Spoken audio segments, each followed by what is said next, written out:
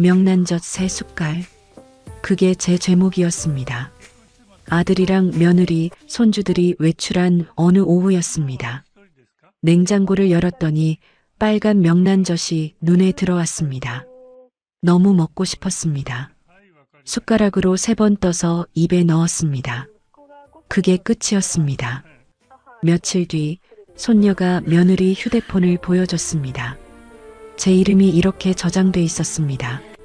도둑년. 70평생 살면서 도둑 소리는 처음 들어봤습니다. 그것도 내 아들 집에서 내 며느리한테, 아들한테 말했습니다. 아들이 뭘 했는지 아세요? 엄마, 미란이가 아끼던 건데 왜 손을 댔어? 그 순간 눈앞이 캄캄해졌습니다.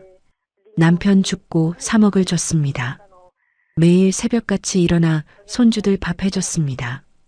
근데 명란젓 3숟갈에 도둑년이 됐습니다. 그날 밤 저는 이를 악물었습니다. 좋다. 두고 보자. 도둑년이 진짜 뭔지 보여주마. 그리고 며칠 뒤 죽은 남편이 남긴 서류 봉투를 발견합니다. 그 안에 30억짜리 비밀이 들어 있었습니다. 그때부터 판이 뒤집혔습니다.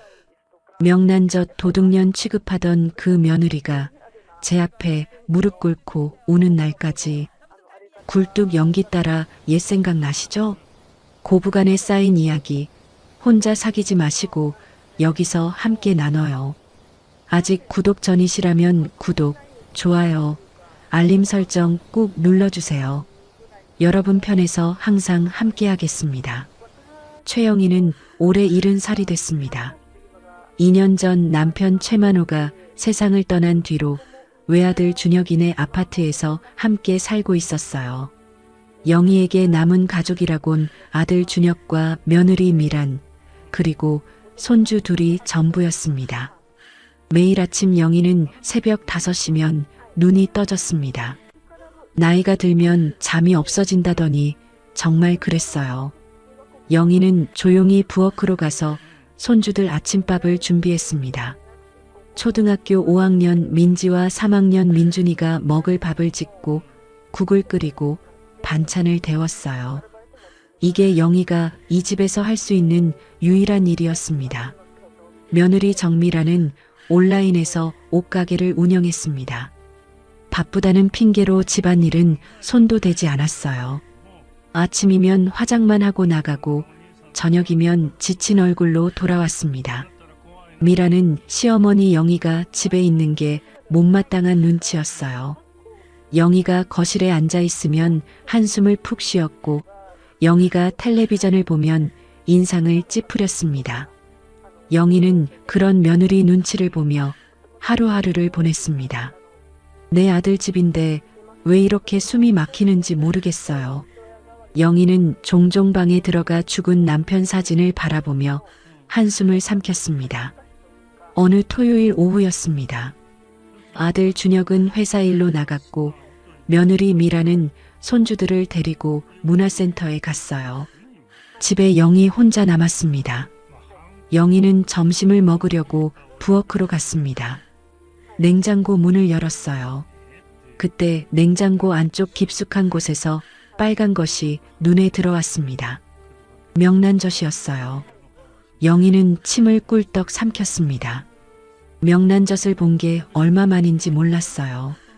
젊었을 때 남편이 좋아해서 자주 해먹던 반찬이었습니다. 남편 생각이 났어요. 영희는 자기도 모르게 명란젓통에 손이 갔습니다. 조금만 먹어볼까? 영희는 숟가락을 꺼내 명란젓을 한 숟갈 떴습니다. 입에 넣는 순간 짭짤하고 고소한 맛이 입안 가득 퍼졌어요. 너무 맛있었습니다. 영희는 한 숟갈을 더 떴어요. 그리고 또 한 숟갈. 3숟갈을 먹고 나서야 정신이 들었습니다. 영희는 황급히 명란젓 통 뚜껑을 닫고 냉장고 안쪽에 도로 넣었습니다. 괜히 마음이 불안했어요. 며느리가 아끼는 거면 어쩌지. 영희는 아무 일 없던 것처럼 냉장고 문을 닫았습니다. 저녁 때가 됐습니다. 미란이 손주들을 데리고 집에 돌아왔어요. 미라는 가방을 내려놓자마자 부엌으로 향했습니다. 냉장고 문을 열더니 안쪽을 뒤적였어요. 명란젓통을 꺼내 뚜껑을 열었습니다. 미란의 얼굴이 굳어졌습니다. 미란이 고개를 돌려 영희를 바라봤어요. 어머님, 혹시 이거 드셨어요? 미란의 목소리가 차가웠습니다. 영희는 가슴이 덜컥 내려앉았어요. 조금 먹었다. 미안하다. 네가 아끼는 거였니? 영희가 솔직하게 대답했습니다. 미라는 아무 말 없이 명란젓통을 냉장고에 도로 넣었어요. 그리고 방으로 들어가 버렸습니다. 문이 쾅 닫혔어요. 영희는 그 자리에 서서 한참을 멍하니 있었습니다. 반찬 하나 먹은 것뿐인데 왜 이렇게 마음이 무거운지 몰랐어요. 그날 밤 영희는 쉽게 잠들지 못했습니다. 며칠이 지났습니다. 일요일 오후 손녀 민지가 거실 소파에 앉아 엄마 휴대폰으로 게임을 하고 있었어요. 영희는 민지 옆에 앉아 손녀가 게임하는 모습을 구경했습니다. 그때 민지가 게임을 멈추고 뭔가를 만지작거렸어요. 할머니, 잠깐만요. 할머니한테 전화해 드릴게요. 민지가 엄마 휴대폰 연락처를 열었습니다. 민지가 화면을 내리다가 갑자기 멈췄어요. 할머니, 이거 봐요. 할머니 이름이 이상하게 저장돼 있어요. 민지가 휴대폰 화면을 영희에게 보여줬습니다. 영희는 눈을 가늘게 뜨고 화면을 들여다봤어요. 거기에는 세 글자가 찍혀 있었습니다. 도둑년. 영희의 눈이 휘둥그레졌습니다. 심장이 쿵 하고 내려앉는 것 같았어요. 영희는 화면을 다시 봤습니다. 분명히 자기 전화번호였어요. 그 옆에 도둑년이라고 적혀 있었습니다. 영희는 그 자리에서 주저앉았습니다. 할머니, 왜 그래요? 민지가 놀라서 소리쳤어요. 영희는 대답할 수가 없었습니다. 눈앞이 캄캄해졌어요. 가슴을 부여잡고 숨을 몰아쉬었습니다. 도둑년. 며느리가 나를 도둑년이라고 불렀구나. 명란젓 몇 숟갈 먹은 게 그렇게 큰 죄였나? 영희의 눈에서 눈물이 주르륵 흘러내렸습니다. 70평생 살면서 도둑 소리는 처음 들어봤어요. 그것도 내 아들 집에서 내 며느리한테. 그날 밤 영희는 한숨도 자지 못했습니다. 베개가 눈물로 젖었어요. 분한 마음과 서러운 마음이 뒤섞여서 가슴이 터질 것 같았습니다. 명란젓 3숟갈. 그게 내 죄목이었구나. 남편 죽고 아들한테 3억을 줬어요. 아파트 대출금 2억을 갚아주고 현금 1억도 쥐어줬습니다. 매일 새벽같이 일어나서 손주들 밥 해줬어요. 그런데 명란젓 3숟갈에 도둑년이 됐습니다. 영희는 이를 악물었어요. 참아야 하나 말아야 하나. 밤새 고민하다가 결심했습니다. 아들한테 말해야겠어요. 다음 날 아침이 밝았습니다. 아들 준혁이 출근 준비를 하고 있었어요. 영희는 준혁을 불러 세웠습니다. 준혁아, 잠깐 얘기 좀 하자. 준혁이 넥타이를 매다 말고 어머니를 쳐다봤어요. 왜요, 엄마? 나 바빠서 빨리 말해요.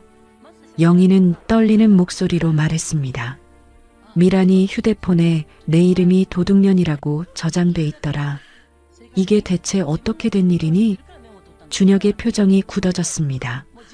하지만 영희가 기대한 반응은 아니었어요. 엄마, 미란이가 아끼던 건데 왜 손을 댔어? 엄마도 좀 조심하지. 영희는 귀를 의심했습니다. 아들이 방금 뭐라고 했나요? 뭐라고? 지금 네가 엄마한테 할 소리가 그거야? 영희의 목소리가 떨렸어요. 준혁은 한숨을 쉬며 말했습니다. 아휴, 엄마. 미란이가 요즘 사업 때문에 예민해요. 엄마가 좀 이해해줘요. 내가 미란이한테 말해볼게. 준혁은 그 말을 남기고 현관문을 나섰습니다. 문이 닫히는 소리가 영희의 가슴에 대못을 박았어요. 영희는 그 자리에 서서 한참을 움직이지 못했습니다. 아들이 며느리 편을 들었어요. 내 아들이, 내가 낳고 키운 아들이. 그날 저녁 준혁이 미란에게 어머니가 알게 됐다고 전했습니다. 영희는 방에서 귀를 기울였어요. 미란의 목소리가 들려왔습니다. 그래서요? 사실인데 뭐가 문제예요? 미란은 전혀 미안해하지 않았습니다. 사과할 기색도 없었어요. 영희는 방문을 꼭 닫고 이불을 뒤집어 썼습니다. 서럽고 분했어요. 눈물이 멈추지 않았습니다. 이 집에서 나는 뭐지? 도둑년. 고작 명란젓 3숟갈에 도둑년이 됐습니다. 영희는 그날 밤 죽은 남편 사진을 꺼내 들었어요. 사진 속 남편이 웃고 있었습니다. 여보, 나 이 집에서 어떡하면 좋겠어? 영희의 물음에 남편은 대답이 없었습니다. 영희는 사진을 가슴에 품고 밤새 울었어요. 그날 이후로 모든 게 달라졌습니다. 며느리 미란의 태도가 더욱 노골적으로 변했어요. 영희가 냉장고 문만 열어도 거실에서 고개를 돌려 쳐다봤습니다. 영희가 반찬을 집으면 한숨을 푹푹 쉬었어요. 마치 도둑을 감시하듯이 눈을 떼지 않았습니다. 영희는 끼니 때마다 눈치를 봐야 했어요. 밥을 먹으면서도 손이 떨렸습니다. 냉장고에서 뭘 꺼내야 할지, 뭘 먹어야 할지 두려웠어요. 내 아들 집 냉장고를 여는 게 이렇게 무서운 일인 줄 처음 알았습니다. 어느 날 저녁이었어요. 영희가 저녁 준비를 하려고 냉장고를 열었습니다. 그 순간 거실에 앉아있던 미란이 벌떡 일어났어요. 어머님, 뭐 필요하세요? 제가 꺼내드릴까요? 미란의 목소리는 친절한 척했지만 눈빛은 차가웠습니다. 영희는 손을 걷었어요. 아니다, 괜찮아. 그냥 물 마시려고. 영희는 물컵만 들고 방으로 들어갔습니다. 방문을 닫고 한숨을 쉬었어요. 언제부터 내가 이 집에서 이렇게 됐을까? 가슴이 답답했습니다. 일주일이 지났어요. 영희는 도저히 혼자 사귈 수가 없었습니다. 오랜 친구 박순덕에게 전화를 걸었어요. 순덕아, 나 좀 만나자. 할 얘기가 있어. 그래, 시장 국밥집에서 보자. 영희는 외출 준비를 하고 집을 나섰습니다. 시장 국밥집에 들어서니 순덕이 먼저 와서 기다리고 있었어요. 순덕은 영희를 보자마자 얼굴이 굳어졌습니다. 야, 너 얼굴이 왜 그래? 며칠 사이에 10년은 늙은 것 같다. 영희는 순덕 맞은편에 앉았어요. 국밥을 시키고 나서 영희는 입을 열었습니다. 순덕아, 나 큰일 났어. 영희는 그동안 있었던 일을 하나하나 털어놓았어요. 명란젓을 몰래 먹은 것, 며느리 휴대폰에 도둑년으로 저장된 것, 아들이 며느리 편을 든 것. 말하다 보니 눈물이 났습니다. 순덕은 국밥 숟가락을 내려놓고 영희의 손을 잡았어요. 야, 그런 며느리한테 왜 참고 사니? 내 재산 다 줬으면서 왜 그런 꼴을 당해? 순덕의 목소리에 분노가 가득했습니다. 영희는 고개를 떨궜어요. 줄 게 더 있어야 나가지. 나한테 남은 게 뭐가 있다고. 뭔 소리야? 네가 얼마를 줬는데? 영희는 한숨을 쉬며 대답했습니다. 2년 전에 영감 죽고 나서 준혁이한테 다 줬어. 아파트 대출금 2억 갚아주고 현금 1억도 보탰어. 3억을 줬는데 이제 내 손에 남은 건 연금밖에 없어. 순덕은 기가 막힌다는 표정을 지었어요. 야, 3억을 줬는데 명란젓 3숟갈에 도둑년이라고? 그 며느리 진짜 사람이 아니다. 영희는 아무 말도 못하고 눈물만 훔쳤습니다. 순덕이 물었어요. 그래도 내 명의로 된 거 아무것도 없어? 땅이든 뭐든. 영희는 고개를 저었어요. 그런데 문득 뭔가 스쳐 지나갔습니다. 잠깐 그러고 보니 영감이 뭔가 서류를 남겼던 것 같아. 서류? 무슨 서류? 몰라. 영감이 죽기 전에 뭘 챙겨뒀던 것 같은데. 내가 정신이 없어서 확인을 못했어. 순덕이 영희의 손을 꽉 잡았어요. 야, 집에 가서 당장 찾아봐. 뭐라도 있을지 몰라. 영희는 고개를 끄덕였습니다. 국밥을 후다닥 먹고 집으로 돌아왔어요. 집에는 아무도 없었습니다. 영희는 방으로 들어갔어요. 서랍장 깊숙한 곳을 뒤지기 시작했습니다. 양말 서랍, 속옷 서랍, 그 밑에 있는 잡동사니 서랍. 영희는 손을 넣어 이것저것 꺼냈어요. 그때 손끝에 뭔가 만져졌습니다. 낡은 서류 봉투였어요. 봉투 겉면에 남편 글씨로 영희에게라고 적혀 있었습니다. 영희는 심장이 두근거렸어요. 봉투를 조심스럽게 열었습니다. 안에는 종이 한 장이 들어 있었어요. 토지 등기권리증. 영희는 눈을 크게 떴습니다. 등기권리증을 자세히 읽어봤어요. 소재지는 충청남도 당진시. 면적은 500평. 소유자 이름은 최영희. 영희는 이 땅이 있다는 걸 까맣게 잊고 있었습니다. 아니, 정확히는 남편이 이런 땅을 자기 명의로 해뒀다는 걸 몰랐어요. 영희는 등기권리증을 들고 거실로 나왔습니다. 벽에 걸린 남편 영정 사진을 바라봤어요. 여보, 당신이 이걸 왜 내 명의로 해놨어? 나한테 말도 안 하고. 영정 사진 속 남편은 대답 없이 웃고만 있었습니다. 영희는 가슴이 먹먹해졌어요. 남편이 자기 몰래 뭔가를 남겨뒀구나. 당신은 이런 날이 올 걸 알았던 거야? 영희는 등기권리증을 한참 동안 바라봤습니다. 이 땅이 얼마짜리인지는 몰랐어요. 시골 땅이니까 얼마 안 할 수도 있었습니다. 하지만 내 이름으로 된 게 있다는 사실이 중요했어요.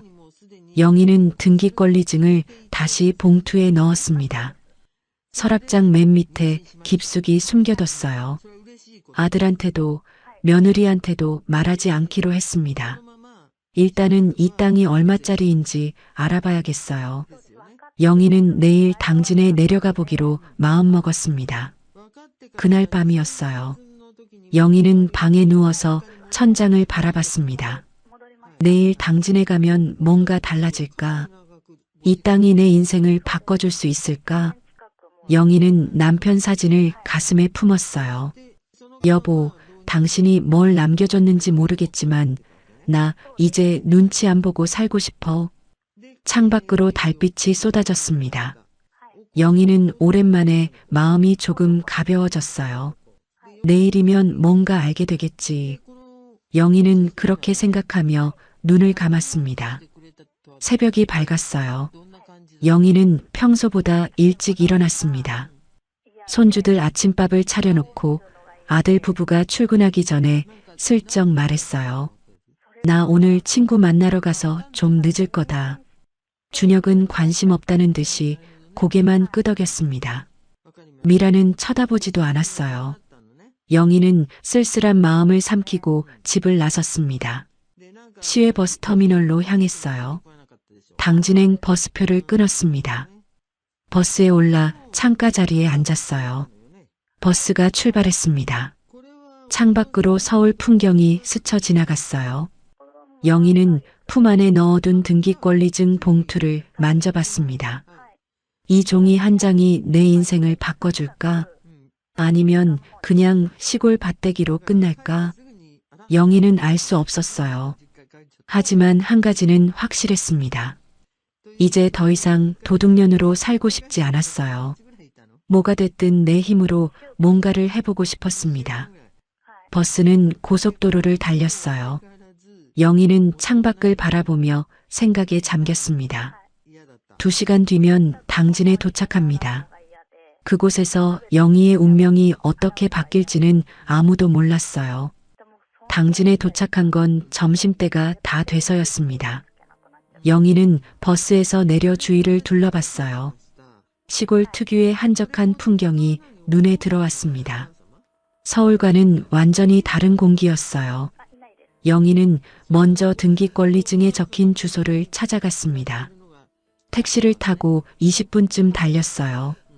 택시가 멈춘 곳은 넓은 벌판 앞이었습니다. 영희는 택시에서 내려 땅을 바라봤어요. 끝이 안 보일 정도로 넓었습니다.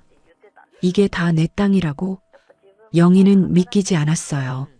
손님, 여기가 맞으세요? 택시 기사가 물었습니다. 영희는 고개를 끄덕였어요. 네, 맞아요. 근처에 부동산 있으면 거기로 가주세요. 택시는 다시 달려 읍내로 돌아왔습니다. 부동산 중개소 앞에 영희를 내려줬어요. 영희는 부동산 문을 열고 들어갔습니다. 50대 중반쯤 돼 보이는 남자가 책상에 앉아 있었어요. 어서 오세요. 무슨 일로 오셨습니까? 영희는 등기권리증을 꺼내 책상 위에 올려놨습니다. 이 땅이 얼마짜리인지 알고 싶어서요. 부동산 중개사는 등기권리증을 집어들었어요. 서류를 읽던 그의 눈이 휘둥그레졌습니다.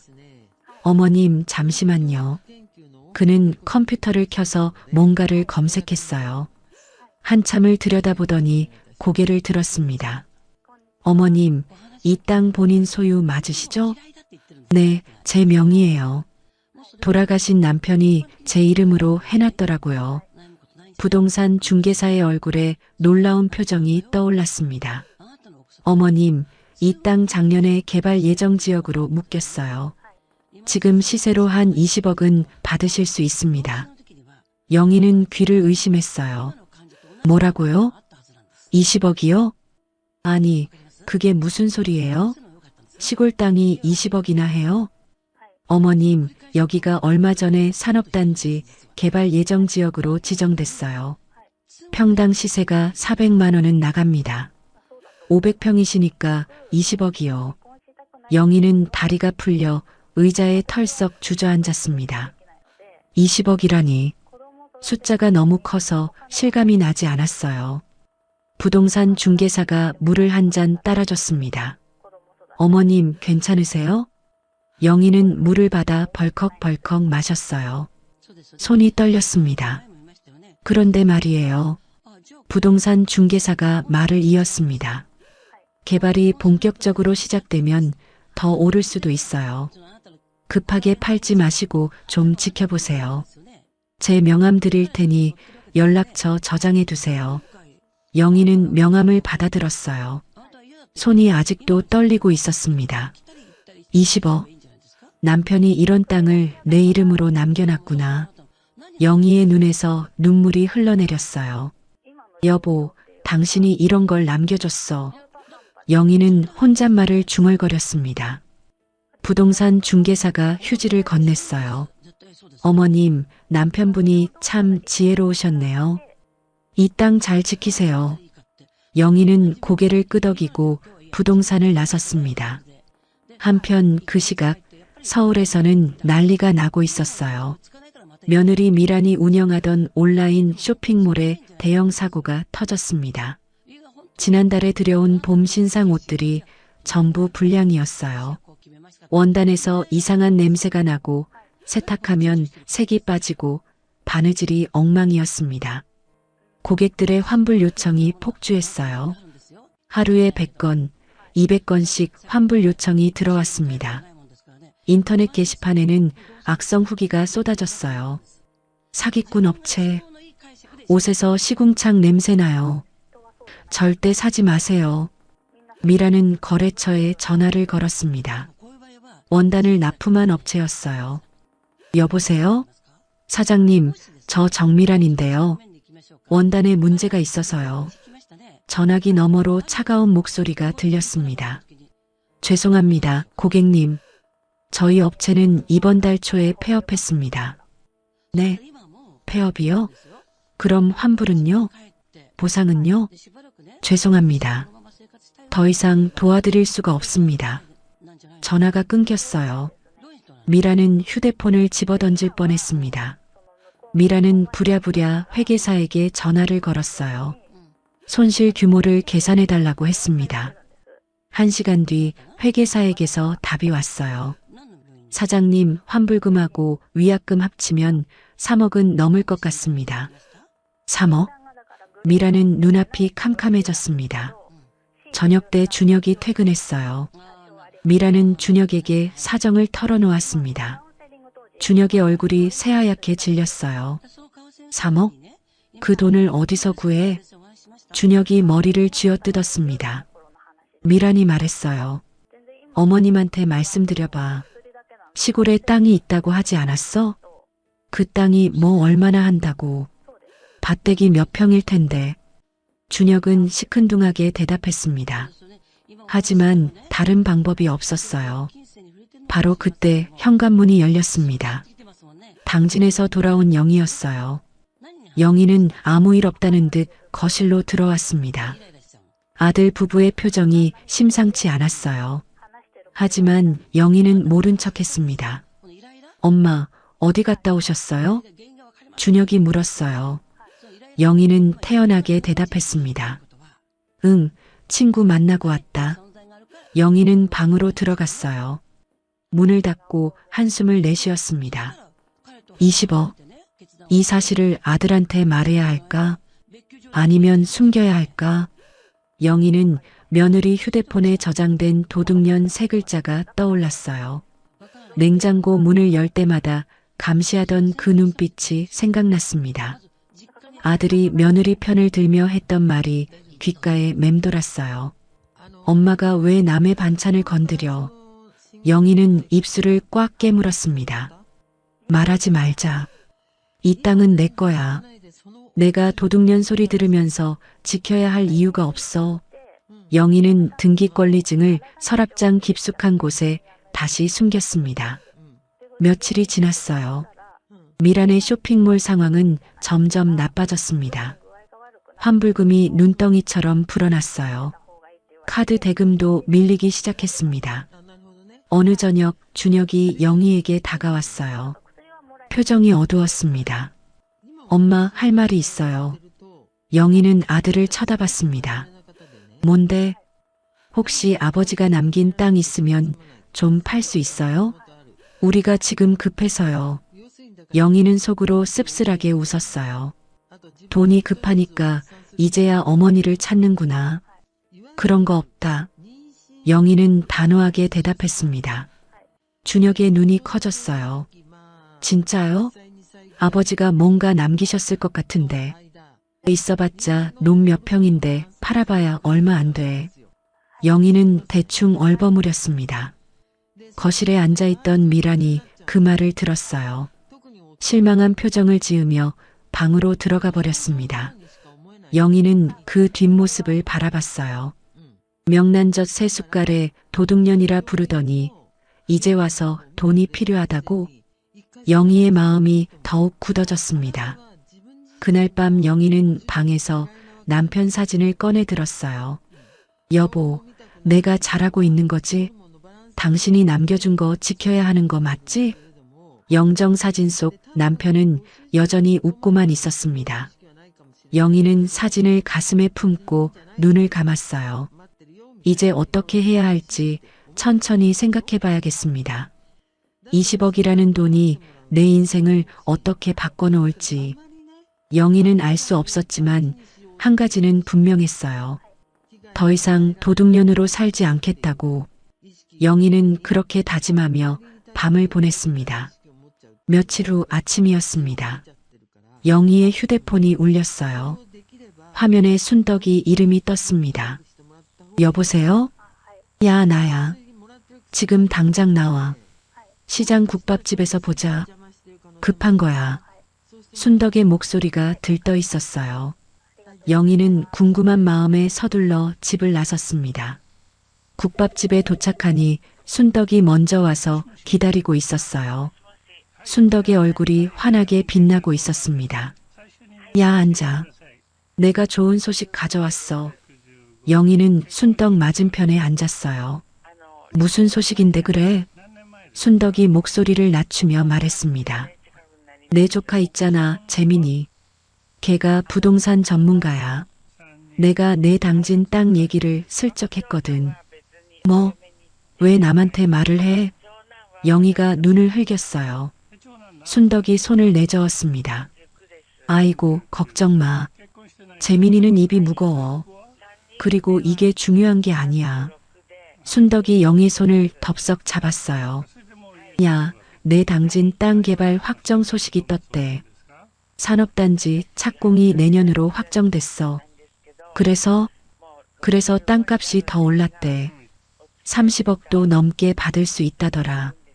영희는 귀를 의심했어요. 며칠 전에 20억이라고 했는데 벌써 30억이라고요? 진짜야? 그게 말이 돼? 내가 거짓말은 왜 해? 재민이가 직접 확인했대.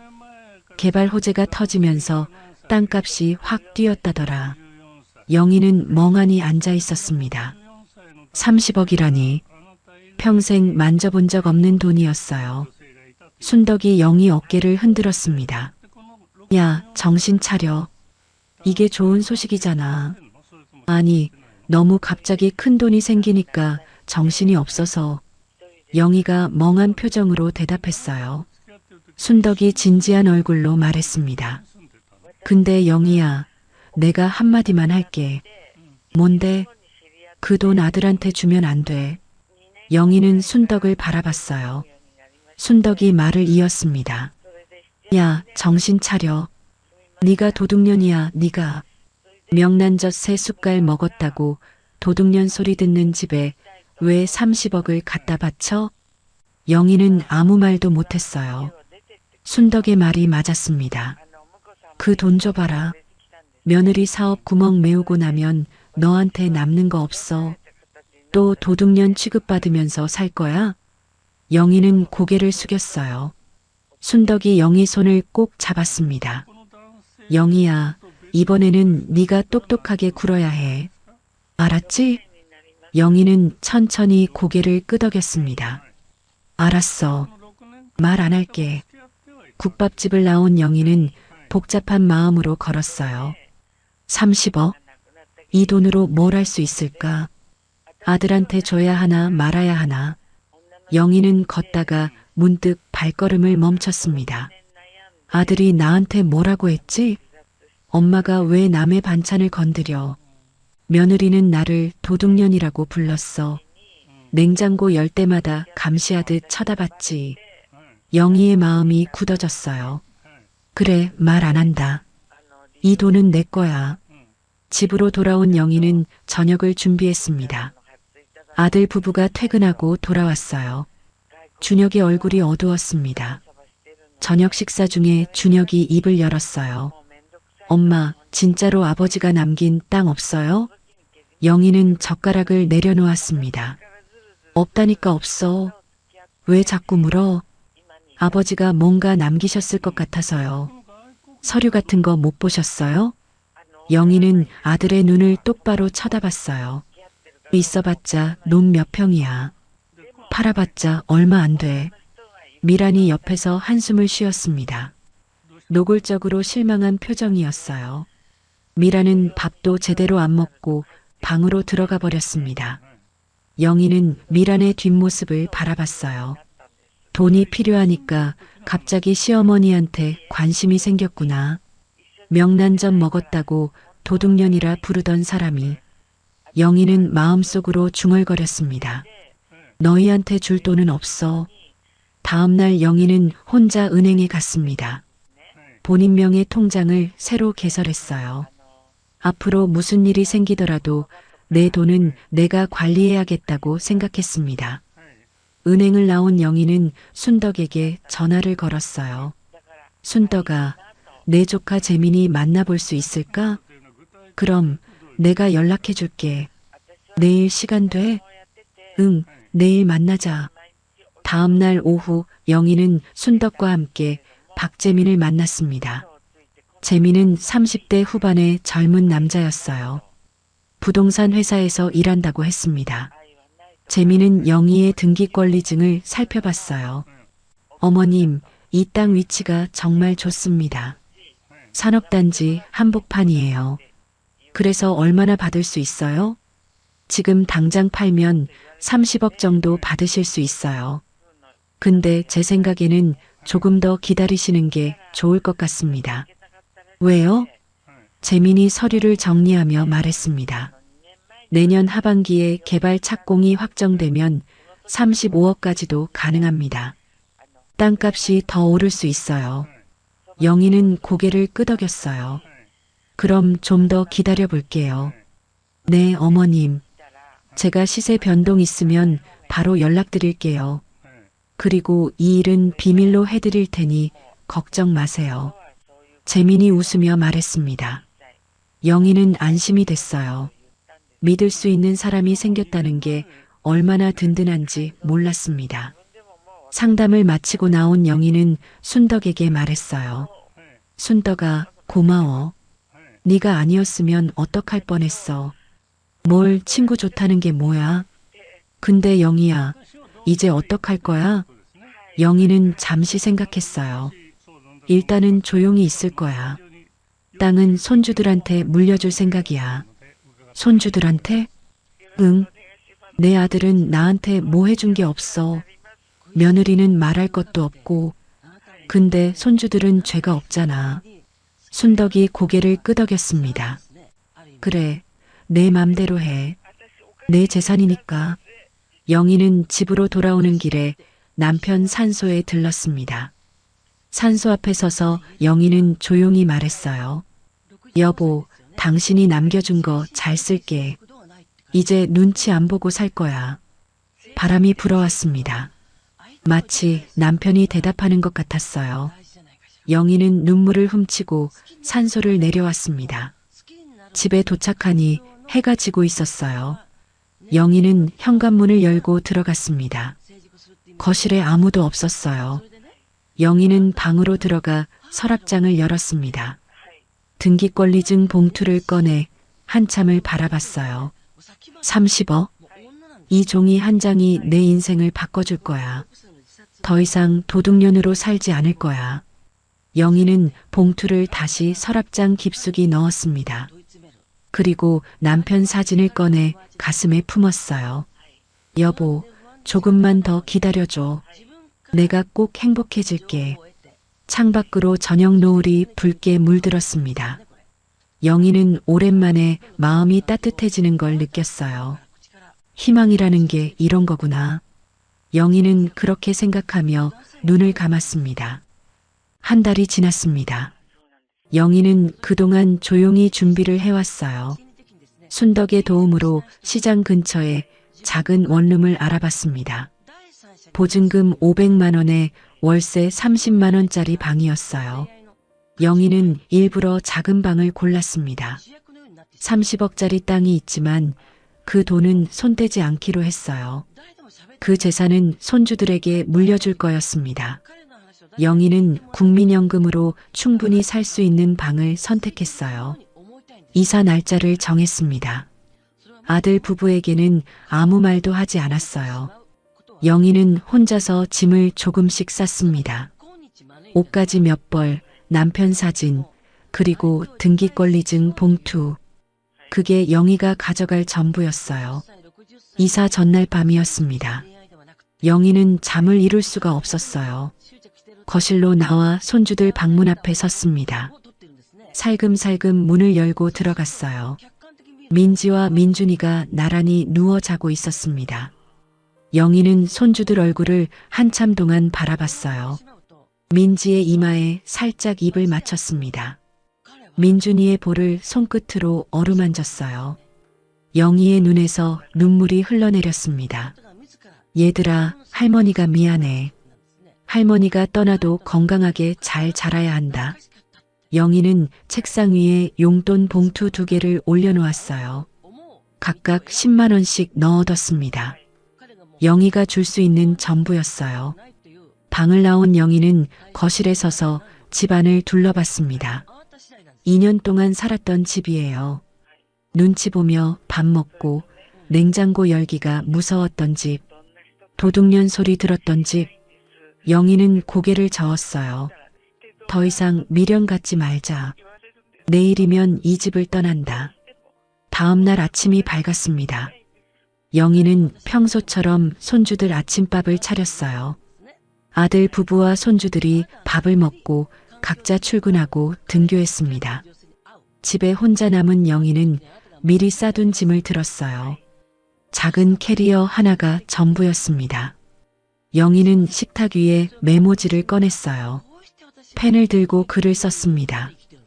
이제 도둑년은 떠난다. 잘들 살아라. 메모지를 식탁 위에 올려놓았어요. 영희는 현관문을 열고 밖으로 나섰습니다. 문이 닫히는 소리가 크게 울렸어요. 영희는 뒤돌아보지 않았습니다. 엘리베이터를 타고 아파트를 빠져나왔어요. 순덕이 택시를 불러 기다리고 있었습니다. 영희야, 괜찮아? 순덕이 걱정스러운 눈으로 물었어요. 영희는 고개를 끄덕였습니다. 응, 괜찮아. 가자. 택시가 출발했어요. 창밖으로 아파트 단지가 멀어져 갔습니다. 영희는 뒤돌아보지 않았어요. 원룸에 도착했습니다. 작은 방이었지만 깨끗했어요. 창문으로 햇살이 들어왔습니다. 영희는 짐을 풀었어요. 남편 사진을 꺼내 작은 선반 위에 올려놓았습니다. 여보, 우리 새 집이야. 작지만 괜찮지? 영희는 혼자 웃었어요. 순덕이 옆에서 말했습니다. 야, 여기 좋다. 조용하고 깨끗하네. 그치? 나도 마음에 들어. 영희는 방 안을 둘러봤어요. 작은 부엌, 작은 화장실, 작은 방. 하지만 눈치 볼 사람이 없었습니다. 냉장고를 열어도 감시하는 눈이 없었어요. 영희는 냉장고 문을 활짝 열었습니다. 텅 빈 냉장고였어요. 하지만 영희는 웃음이 났습니다. 이제 내 맘대로 뭐든 넣을 수 있겠다. 순덕이 웃으며 말했어요. 그래, 명란젓도 실컷 사 먹어. 두 사람은 함께 웃었습니다. 저녁 때가 됐어요. 영희의 휴대폰이 미친 듯이 울렸습니다. 아들 준혁이었어요. 영희는 전화를 받지 않았습니다. 벨소리가 멈추고 다시 울리고 또 멈추고 다시 울렸어요. 10번도 넘게 전화가 왔습니다. 영희는 휴대폰을 무음으로 바꿨어요. 그리고 혼자 저녁을 차려 먹었습니다. 마트에서 사온 김치찌개와 밥. 소박한 저녁이었지만 맛있었어요. 눈치 보지 않고 밥을 먹는 게 이렇게 행복한 일인 줄 몰랐습니다. 영희는 밥을 다 먹고 설거지를 했어요. 그리고 창밖을 바라봤습니다. 나 이제 좀 살 것 같아. 영희는 혼자 중얼거렸어요. 며칠이 지났습니다. 영희는 순덕과 함께 동네 경로당에 나가기 시작했어요. 어르신들과 화투도 치고 노래도 불렀습니다. 오랜만에 웃음꽃이 피었어요. 경로당 어르신들은 영희를 반갑게 맞아줬습니다. 어머, 새로 오셨어요? 어디 사세요? 시장 근처 원룸이요. 혼자 살아요. 아이고, 혼자 사시면 심심하시겠다. 자주 오세요. 영희는 고마웠어요. 이 나이에 새 친구를 사귀게 될 줄 몰랐습니다. 어느 날 오후 초인종이 울렸어요. 영희가 문을 열었습니다. 아들 준혁이 서 있었어요. 엄마, 여기 있었구나. 얼마나 찾았는지 알아요? 준혁의 얼굴에 피로가 가득했어요. 영희는 문을 열어주며 말했습니다. 들어와. 볼 일 있으면 말해라. 바쁘니까. 준혁이 방 안으로 들어왔어요. 작은 원룸을 둘러보더니 얼굴이 굳어졌습니다. 엄마, 왜 이런 데서 살아요? 집으로 돌아가요.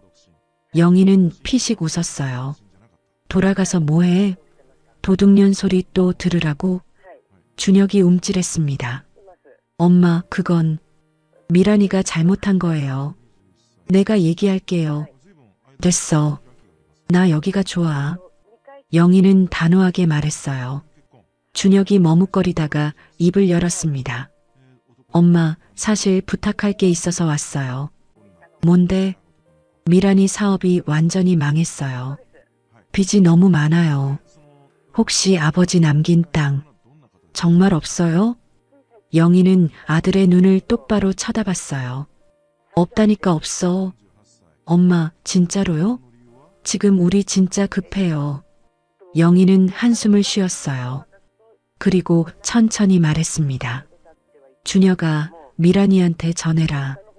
이제 도둑년 없으니까 명란젓 실컷 먹으라고. 준혁의 얼굴이 굳어졌어요. 아무 말도 못하고 서 있었습니다. 영희가 말했어요. 볼일 끝났으면 가라. 나 바빠. 준혁은 고개를 떨군 채 방을 나갔습니다. 문이 닫히는 소리가 들렸어요. 영희는 창가에 서서 아들이 떠나는 모습을 바라봤습니다. 마음이 아프지 않다면 거짓말이에요. 하지만 돌아갈 수는 없었습니다. 영희는 남편 사진 앞에 섰어요. 여보, 내가 잘하고 있는 거지? 사진 속 남편이 웃고 있었습니다. 영희도 따라 웃었어요. 여보, 나 이제 좀 살 것 같아. 창문으로 따스한 햇살이 쏟아졌습니다. 영희는 오랜만에 평화로운 오후를 보냈어요. 눈치 보지 않아도 되는 내 집에서 도둑년이 아닌 최영희로서 2달이 지났습니다. 영희는 원룸에서 평화로운 나날을 보내고 있었어요.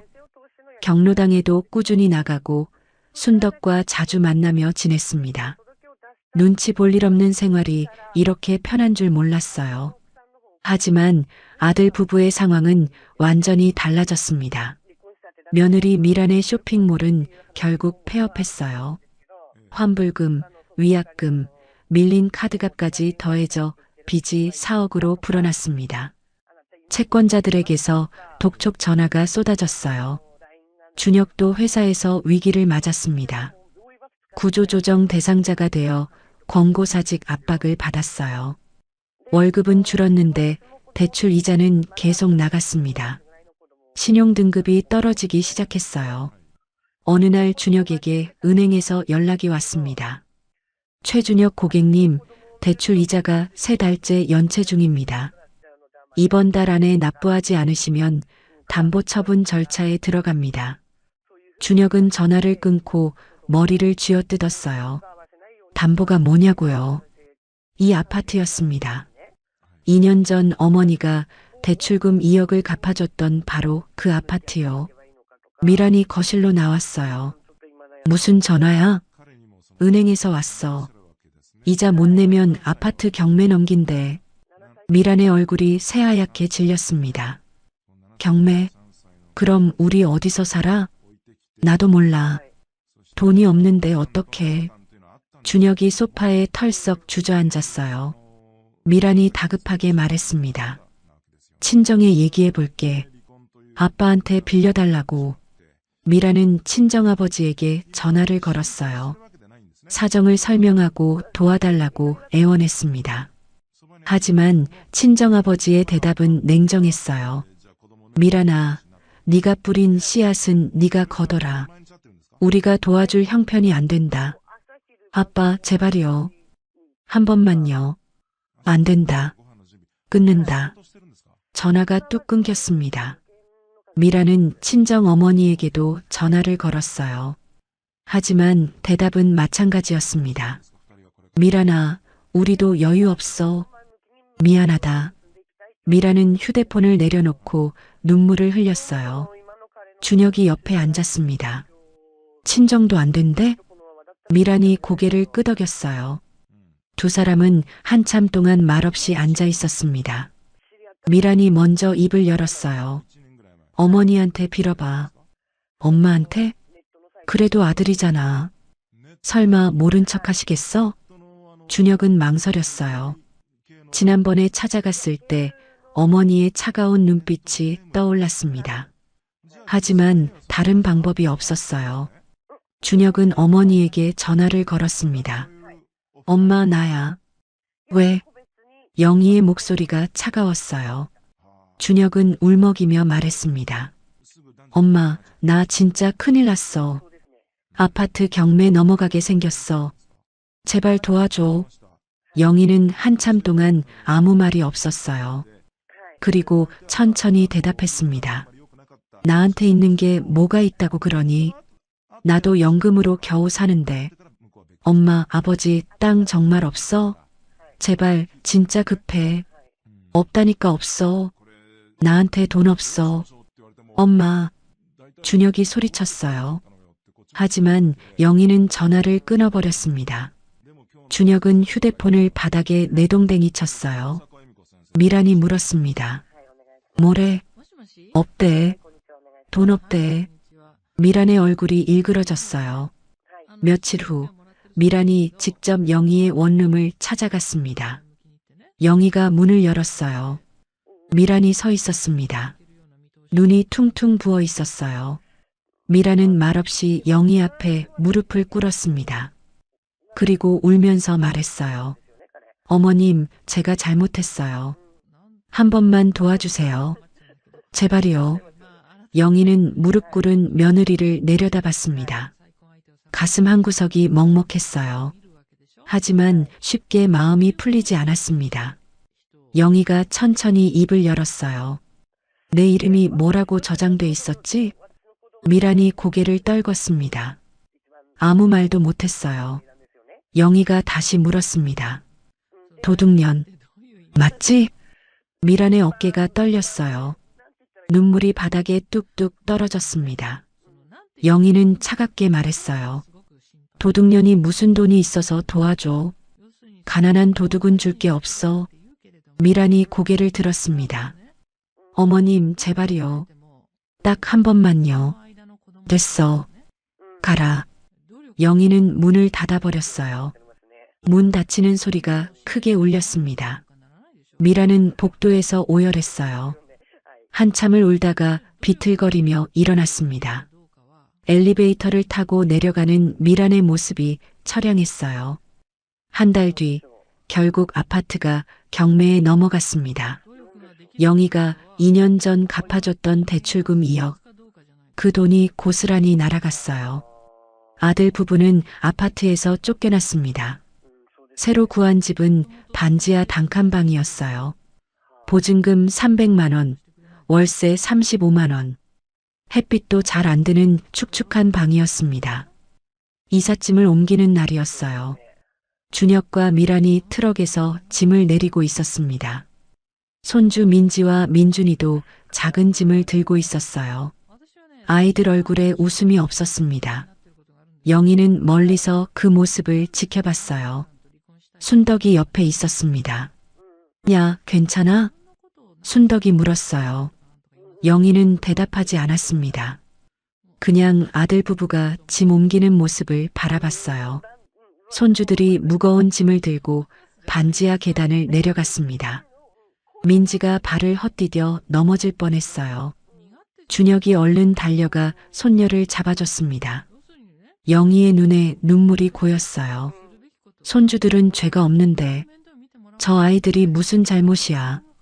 영희는 발걸음을 돌렸습니다. 더 이상 볼 수가 없었어요. 눈가에 맺힌 눈물을 손등으로 훔쳤습니다. 가자, 순덕아. 영희는 무거운 발걸음을 옮겼어요. 복잡한 심경이었습니다. 아들이 미운 건 맞았어요. 며느리는 더 미웠고요. 하지만 손주들 생각에 마음이 아팠습니다. 저 아이들은 아무 죄도 없는데, 할머니를 도둑년이라 부른 적도 없는데, 영희는 집으로 돌아왔어요. 방에 들어가 남편 사진을 꺼냈습니다. 여보, 내가 너무 매정한 거야? 사진 속 남편은 대답이 없었어요. 영희는 사진을 가슴에 품고 한참을 앉아 있었습니다. 창밖으로 해가 지고 있었어요. 어둠이 밀려왔습니다. 영희는 불도 켜지 않고 어둠 속에 앉아 있었어요. 아들 부부는 잘못했어. 하지만 손주들은 영희의 마음이 복잡하게 뒤엉켰습니다. 반지하에서 한 달이 지났습니다.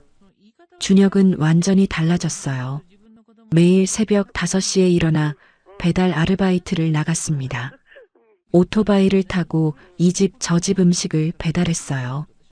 밤 10시가 넘어서야 집에 돌아왔습니다. 미란도 변했어요. 근처 식당에서 주방 보조로 일하기 시작했습니다. 설거지하고 야채 다듬고 바닥 청소하고 하루 종일 서서 일하니까 다리가 퉁퉁 부었어요. 두 사람은 아침부터 밤까지 일만 했습니다. 쉬는 날도 없었어요. 그렇게 번 돈으로 조금씩 빚을 갚아나갔습니다. 어느 날 저녁이었어요. 준혁이 배달을 마치고 집에 돌아왔습니다. 반지하 방은 축축하고 어두웠어요. 미란과 아이들은 이미 잠들어 있었습니다. 준혁은 구석에 쌓인 짐 박스를 정리하기 시작했어요. 이사할 때 대충 쌓은 짐들이었습니다. 박스를 열다가 뭔가 손에 잡혔어요. 낡은 사진첩이었습니다. 준혁은 사진첩을 펼쳤어요. 어린 시절 사진들이 나왔습니다. 시장에서 반찬 장사하던 어머니 옆에 서 있는 어린 준혁. 초등학교 입학식 날 어머니 손을 잡고 있는 모습. 중학교 졸업식 때 어머니가 꽃다발을 들고 웃는 사진. 준혁의 눈에 눈물이 고였어요. 사진 속 어머니는 언제나 고단해 보였습니다. 새벽부터 밤까지 일하느라 얼굴이 까맸어요. 손은 거칠고 갈라져 있었습니다. 하지만 아들 옆에 서면 언제나 환하게 웃었어요. 준혁은 사진을 한참 동안 바라봤습니다. 그때 기억이 떠올랐어요. 초등학교 때 소풍 가는 날이었습니다. 친구들은 김밥이랑 과자를 잔뜩 싸왔어요. 준혁의 도시락에는 주먹밥 3개가 전부였습니다. 그날 밤 어머니가 울던 모습이 생각났어요. 미안하다고, 엄마가 못나서 미안하다고 울었습니다. 준혁은 괜찮다고, 주먹밥 맛있었다고 말했어요. 어머니는 그 말에 더 크게 울었습니다. 준혁의 눈에서 눈물이 흘러내렸어요. 엄마가 나를 위해 얼마나 고생했는데, 새벽부터 밤까지 일해서 나 대학 보내줬는데, 아파트 대출금 2억도 갚아줬는데, 현금 1억도 쥐어줬는데, 그런 엄마한테 내가 뭐라고 했지? 엄마가 왜 남의 반찬을 건드려? 명란젓 3숟갈 먹었다고 며느리 편을 들었어. 준혁은 사진첩을 덮고 소리 없이 울었습니다. 어깨가 들썩였어요. 한참을 울었습니다.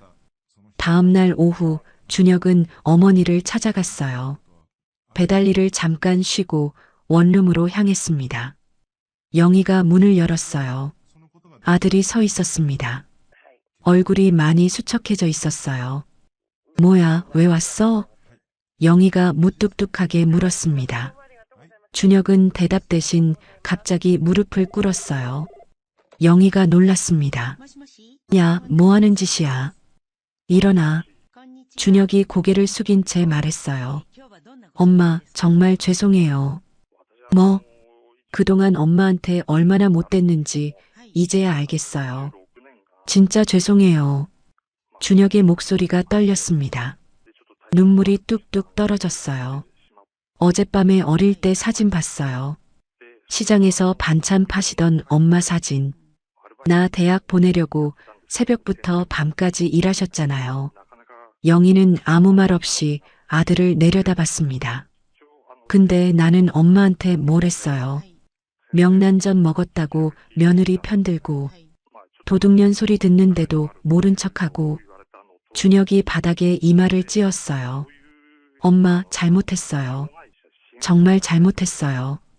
영희의 눈에 눈물이 고였습니다. 목이 메어왔어요. 하지만 쉽게 말이 나오지 않았습니다. 한참 후에 영희가 입을 열었어요. 말로만 하지 말고 행동으로 보여라. 준혁이 고개를 들었습니다. 네, 그럴게요. 꼭 그럴게요. 영희는 아들을 일으켜 세웠어요. 가봐라. 이래야 할 거 아니야. 준혁은 눈물을 훔치며 일어났습니다. 문을 나서다가 돌아봤어요. 엄마, 사랑해요. 영희는 대답하지 않았어요. 하지만 눈가가 붉어져 있었습니다. 몇 주가 지났어요. 이번에는 미란이 찾아왔습니다. 영희가 문을 열었어요. 미란이 서 있었습니다. 손에 반찬통을 들고 있었어요. 어머님, 잠깐 시간 되세요? 영희는 며느리를 한참 바라봤습니다.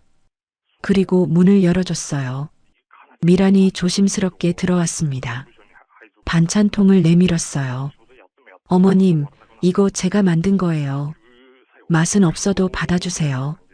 영희는 반찬통을 받아들었습니다. 뚜껑을 열어봤어요. 명란젓 무침이었습니다.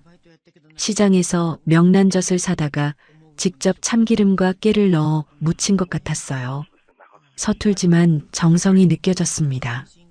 미란이 말했어요. 그때 명란젓 정말 죄송했어요. 영희는 명란젓을 한참 동안 바라봤습니다. 그리고 천천히 물었어요. 이번엔 네가 만든 거니까 내가 먹어도 되는 거지? 미란의 눈에서 눈물이 쏟아졌어요. 어머님 거예요. 다 어머님 거예요. 냉장고에 있는 것도 집에 있는 것도 다 어머님 거예요. 영희는 반찬통을 식탁에 내려놓았습니다. 그리고 처음으로 며느리에게 말했어요. 들어와서 차 한 잔 마시고 가라. 미라는 눈물을 훔치며 고개를 숙였습니다. 감사합니다, 어머님. 두 사람은 어색하게 마주 앉았어요. 영희가 물을 끓여 차를 탔습니다. 미란이 두 손으로 찻잔을 받았어요. 한참 동안 말이 없었습니다. 미란이 먼저 입을 열었어요. 어머님, 저 진짜 잘못했어요. 그때 왜 그랬는지 저도 모르겠어요. 영희는 차를 홀짝였습니다. 사람이 힘들면 달라지더라. 나도 그랬어. 미란이 고개를 숙였어요. 용서해 주세요. 영희는 한참 동안 며느리를 바라봤습니다. 그리고 천천히 말했어요. 사실 아버지가 남긴 땅이 있어. 30억이 넘어. 미란이 눈을 크게 떴습니다. 네. 근데 이 땅은 너희한테 안 줄 거야. 민지랑 민준이한테 줄 거야. 미란의 눈에 또 눈물이 고였어요. 어머님, 저희 때문에 파시면 안 돼요. 저희는 직접 벌어서 살게요. 영희는 고개를 끄덕였습니다. 그래, 그렇게 해라. 너희는 직접 벌어서 살아. 미란이 연신 고개를 숙였어요. 감사합니다. 정말 감사합니다. 영희는 창밖을 바라봤습니다. 해가 지고 있었어요. 노을이 붉게 물들었습니다. 마음 한구석이 따뜻해지는 걸 느꼈어요. 용서한다는 게 이런 거구나. 영희는 그렇게 생각했습니다. 1년이 지났습니다. 준혁은 새 직장을 구했어요.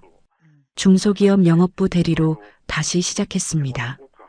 월급은 예전보다 적었지만 성실하게 일했어요. 부장님이 준혁의 태도를 칭찬할 정도였습니다. 미란도 달라졌어요. 식당 주방 보조로 일하면서 요리를 배웠습니다. 손맛이 늘었어요. 어느 날 미란이 시어머니에게 전화를 걸었습니다.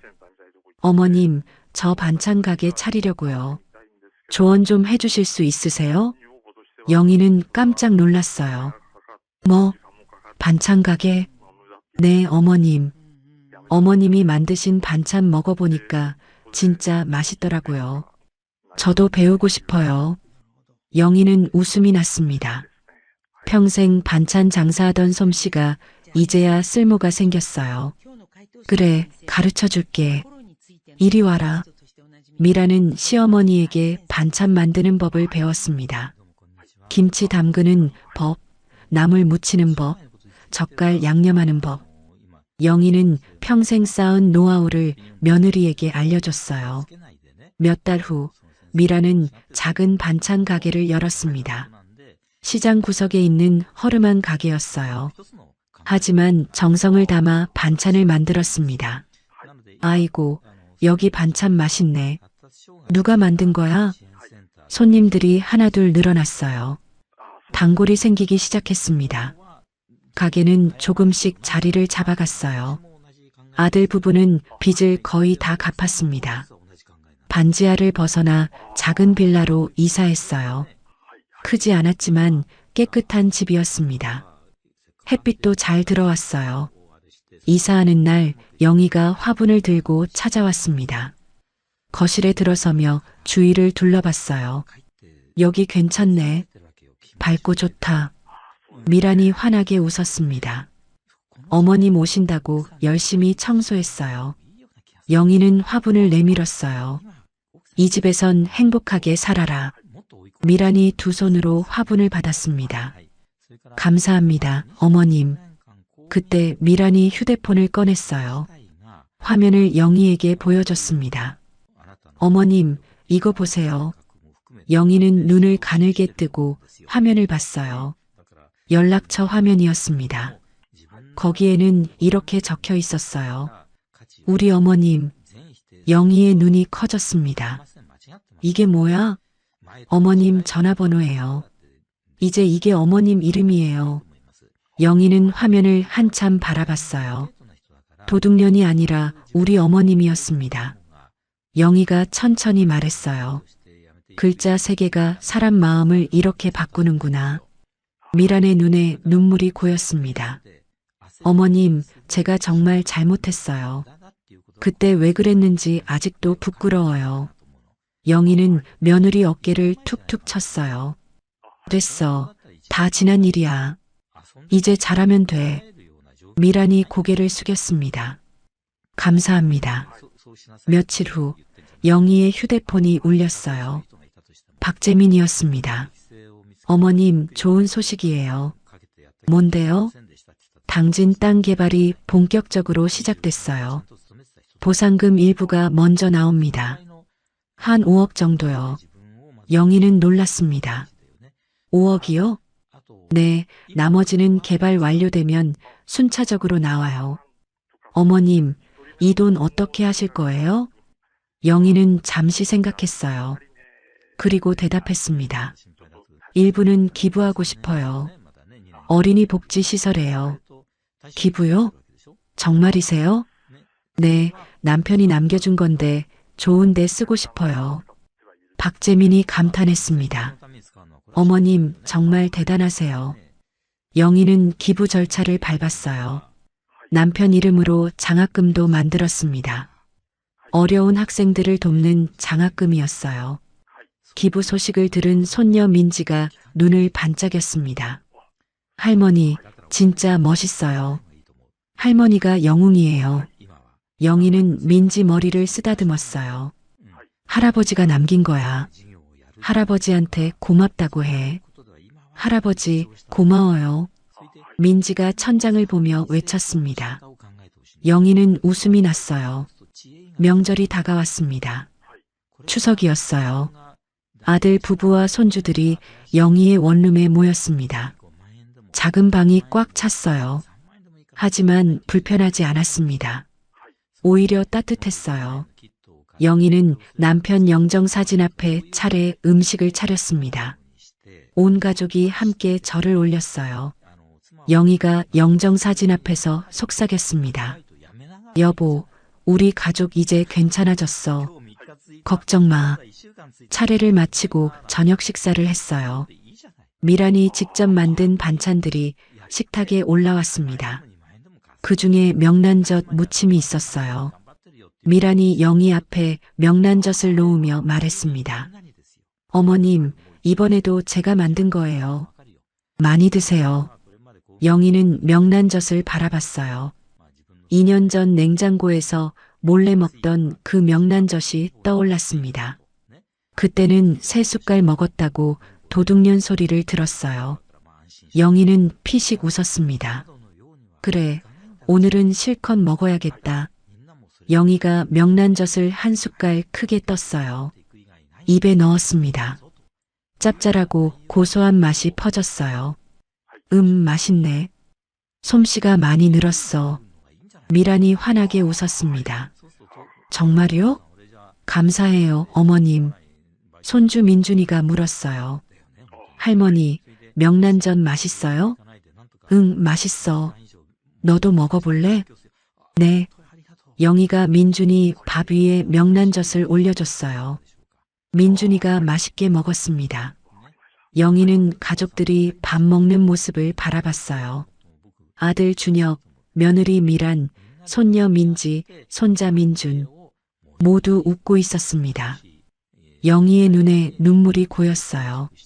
행복한 눈물이었습니다. 친구 순덕이 전화를 걸어왔어요. 영희는 밖으로 나가 전화를 받았습니다. 야, 명절 잘 보내고 있어? 응, 애들이 다 왔어. 좋겠다. 야, 이제 좀 행복하게 살아도 되겠다. 영희는 웃었어요. 덕분이야. 네가 없었으면 나 아직도 눈치밥 먹고 살았을 거야. 뭘 친구 좋다는 게 뭐야? 잘 먹고 잘 살아. 전화를 끊고 영희는 방으로 돌아왔습니다. 가족들이 여전히 웃으며 밥을 먹고 있었어요. 영희는 남편 영정 사진을 바라봤습니다. 사진 속 남편이 웃고 있었어요. 명란젓 3숟갈. 그것 때문에 도둑년이 됐던 사람. 그 사람이 지금 가족들에게 둘러싸여 웃고 있었습니다. 도둑년이 아니라 우리 어머님으로, 가난한 도둑이 아니라 30억짜리 땅의 주인으로, 외로운 노인이 아니라 사랑받는 할머니로. 영희는 밥 한 숟갈을 크게 떴어요. 맛있게 먹었습니다. 이제 눈치 볼 것 없었어요. 냉장고 열어도 감시하는 사람 없었습니다.